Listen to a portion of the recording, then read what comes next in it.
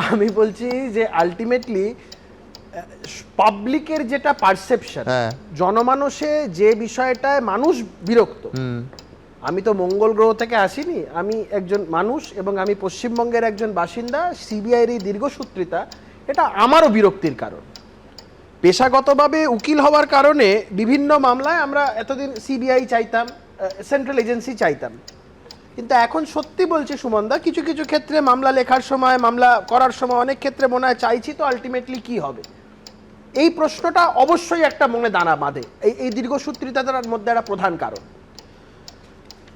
দেখো, একটা জিনিস দেখে ভাল লাগছে, শ্রমিকদা একটা কথা বলছিল না কদিন আগে, যে ওই সিপিএম আর তৃণমূল এখন ওই বাচ্চা বাচ্চা ছেলেদের মতন আর পশ্চিমবঙ্গে প্রেম করছে না, দিল্লিতে গিয়ে প্রেম করছে, এখন মোটামুটি এখানেই প্রেম করা চালু করে দিয়েছে। দেখো, ওই রৌরূপদা বলছিল না ওই ট্রেলার আসে তারপরে সিনেমা আসে, ওই পার্থদাও ঠিক তাই বলছে, আগে মহালয়া আসে তারপরে দুর্গাপুজো আসে। এই দিল কা রিস্তাটা মিলে গেছে মোটামুটি। এই ভাব ভালোবাসাটা ভালো, এই প্রেমের সম্পর্ক থাকুক, তারা তাদের প্রেম দীর্ঘজীবী হোক, আমরা কখনো প্রেমের বিরোধিতা করব না, প্রেম করুক তারা।